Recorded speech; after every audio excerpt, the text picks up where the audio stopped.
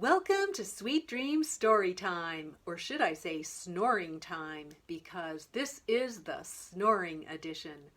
Does anyone snore in your house? I think there's somebody that snores in my house. Tonight for my snack, I have some chocolate chip cookies that I baked, and I have some sleepy time tea in my favorite piggy mug. And I want to say a special hello to Cameron and Esme and Jacob and Lilina and Winnie and Sarah and Adam and Samuel and Felix and all the other friends that are joining me tonight. I'm going to read a story called Snoring Beauty. And this book was written by Sudipta Bardhan-Quallen, and Jane Manning made the pictures. And this book is published by HarperCollins. Thank you for supporting early literacy. The night before his wedding day, the skies were dark and dreary, but in his house a little mouse was dreaming of his dearie. Mouse grinned a goofy little grin and settled in for dozing. He needed rest to look his best. But as his eyes were closing, from deep inside the tower room there came a monstrous roaring. It shook the night as tucked in tight lay Sleeping Beauty snoring. "I know someday a prince will come to break this spell," Mouse grumbled. Till then each quake kept Mouse awake as Beauty's snoring rumbled.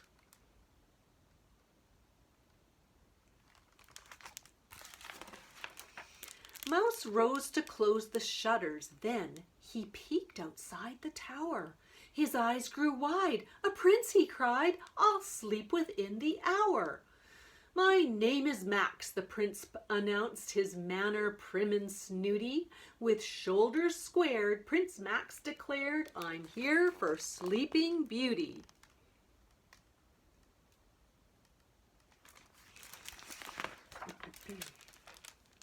Rushing to unlock the gate, Mouse welcomed Max elated.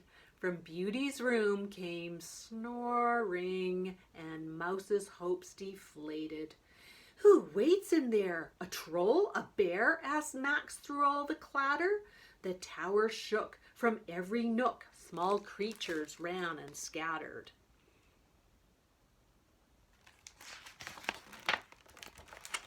"Oh no," Mouse cried and quickly lied. "It's just some creaky flooring. Go on ahead," although Mouse said, "She may be softly snoring." But Max was not a bit alarmed. He said, "I'll do my duty." He drew his sword and hurried toward the sleeping Princess Beauty.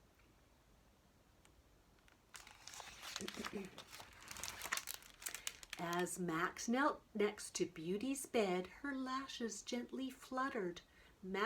Prince Max leaned in. Mouse hid a grin, and then "Honk, snoo," she sputtered. Prince Max blew back, surprised and shocked. "Egad, how loud!" he bellowed. "Oh, rats," Mouse wept. Though Beauty slept, the snoring hadn't mellowed.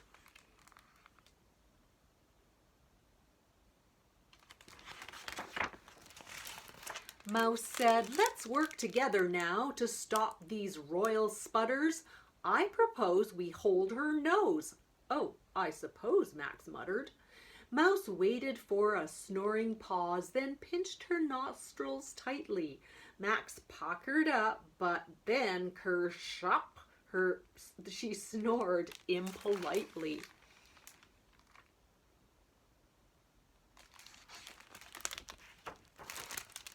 They grabbed 2 pitchers from a shelf as Beauty lay car-wrenching. Mouse yelled, "Heave-ho!" from high and low. They gave her face a drenching. Mouse held his breath. Max bit his lip. Could this be it, they wondered? The room grew still, no sound until "Scruff-a-raff," she thundered.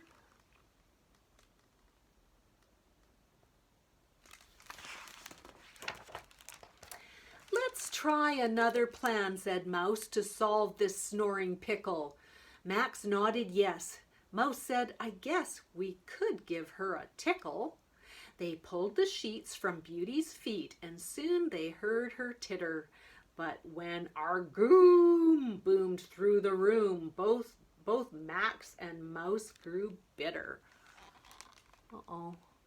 Even tickling her feet didn't work. Mouse wrung his hands and stared at Max.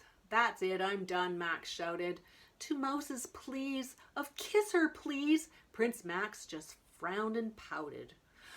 "I like the crown, I like the throne, I really like the castle." Max shook his head. He shrugged and said, "This snoring's too much hassle."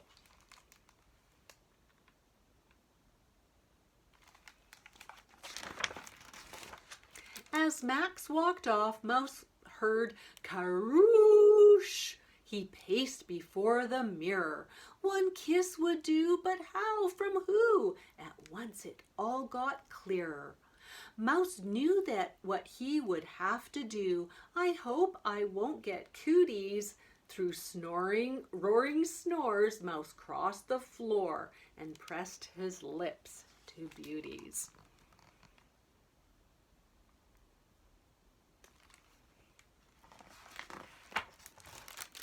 Mouse pulled away and spit "P'chew!" The day's first light was dawning. He heard a high yet sleepy sigh, and Beauty started yawning. She rubbed her tired, drowsy eyes, a sight Mouse found quite splendid. He ran outside to Max and cried, "The snoring finally ended."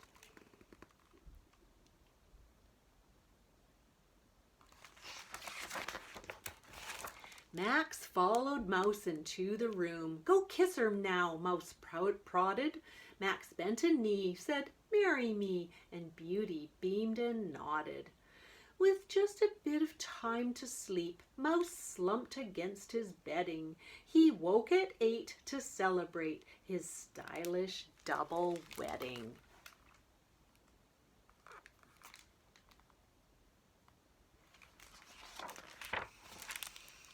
Mouse kissed his bride and Max kissed his. They stood together grinning. Mouse raised his cup and offered up a toast to new beginnings. But when he tried to sleep that night, Mouse woke to monstrous roaring. He clutched his ears and fought back tears, while Mrs. Mouse lay snoring.